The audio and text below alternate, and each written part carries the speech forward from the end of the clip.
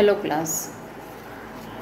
Today we will begin another poem for this paper on women's writing, and the poem is A Song of Death by Gabriela Mistral. She was a Latin American poet, and her country is Chile. She was born in 1889 and died in 1957. Actually, Song of Gabriela Mistral is the pseudonym of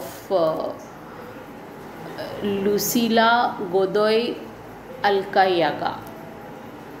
Okay, she wrote by this name Gabriela Mistral, and she won the Nobel Prize in Literature for her poetry in the year 1945.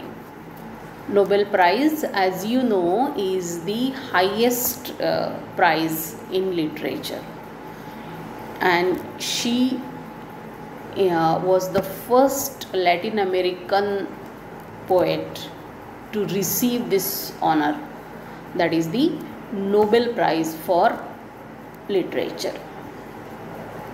So as you see, here is the text of the poem on your screen, and the poem consists of 6 stanzas of 4 lines each. So all the stanzas in the poem, they are quartets or quatrains, that is the stanza of 4 lines. As the title suggests, it's a poem about death. It is the song of death. And this poem, the speaker in the poem is a mother, and what she has, so the poem has 6 stanzas of 4 lines, that is the quartets or the quatrains, and it's a poem addressed to death, and the speaker in the poem is a mother who urges, who is talking to death, and she requests death, or she wants death not to find her child. So she is telling death to remain away from her child. And even in the last stanza, she further says that you find me, so take me away from this world, but not my child. Do not go near my child. I will read the poem and explain it line by line. Old woman, census taker. First stanza.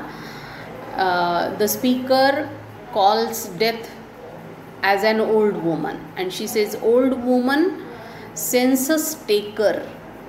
Census is an official account of the people who live in a country, including information about their ages, jobs, etc. Janaganana manto apanu. So here the poet, the speaker who is a mother, describes death as an old woman who takes away the census, that is the population, destroyer of the population. Death, the trickster. In the second line, in the first line she calls death as an old woman, and in the second line she calls death as a trickster. She describes death as a trickster. Trickster is a person who cheats or deceives people. Okay, so she says you are the cheater, you are the deceiver, you are the trickster. When you are going along, don't you meet my baby. But she says, though you deceive people, you cheat people, you take away people from this world, but don't you meet my baby. Don't come near my baby, near my child. So this line tells us that the speaker in the poem is a mother, and who forbids death to come near her baby, her child. So this poem is about the love of a mother for the child, and even she here, for the sake of that love, she is as if arguing, fighting with death. Sniffing at newborns, sniffing to smell. Sniff means to smell. So here death is described as a person. Everywhere here is the figure of speech personification. So death is described as sniffing, smelling for the newborns, newborn babies, smelling for the milk. So as if she is smelling for their milk. So wherever the milk is there, newborn babies are there, because they feed on milk only. Smelling for the milk, find salt, find cornmeal. So she says you can go near the salt, find the cornmeal, meal made up of corns, like maize or oatmeal, etc. Don't find my milk. But she says, don't find my milk. That is baby, her infant child, whom she feeds on her own milk. So she says, don't you go near my baby. Don't find my milk. Now here milk is the metaphor for the newborn baby. Then in the third stanza she says, anti-mother of the world. She says, you are the anti-mother. Here the speaker is a mother who calls, and anti is opposite of. So she says, you are opposite of motherhood. A mother gives birth to a baby. A mother gives birth to a baby, whereas the death kills the baby. So that's why here in the third stanza the death is described as anti-mother. So she says, you are the anti-mother of the world, people collector.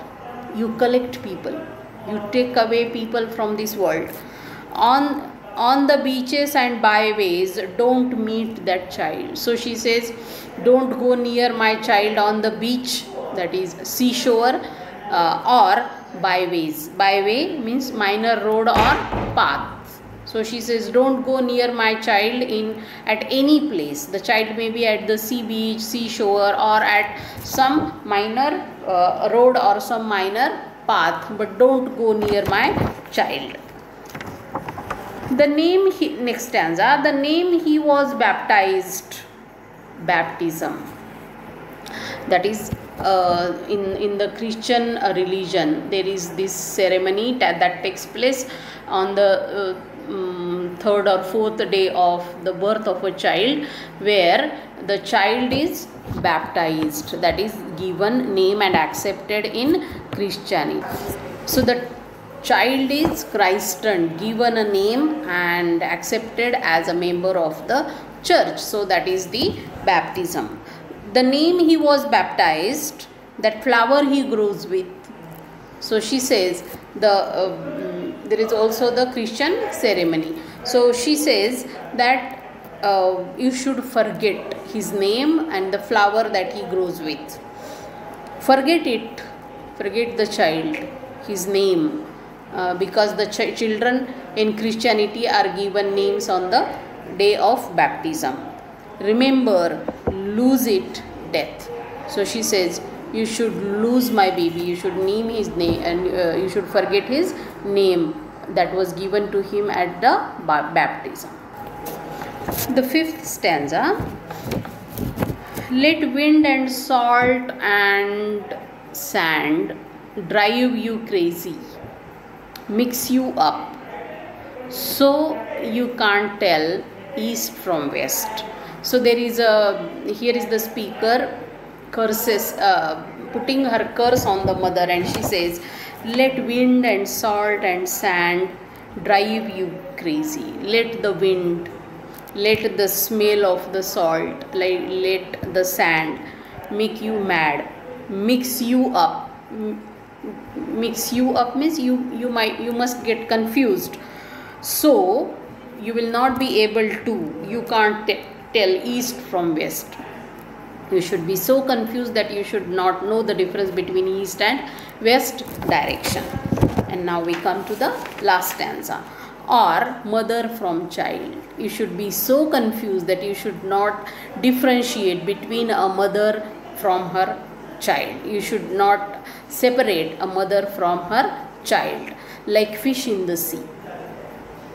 So nobody can separate the fish from the sea. They are so mixed together. They are so together, so close to one another. Mother and the child like fish in the sea. So here is the simile used for a mother's love, a mother's bonding with her children. They are like fish in the sea, and on the day, at the hour, find only me. And she says, if there comes the time of death, your time, then you should find only me and not my child. So in this way, this poem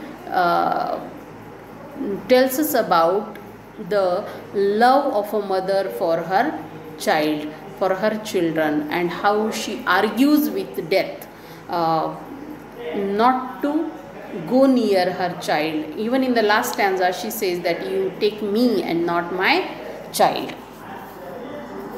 Thank you.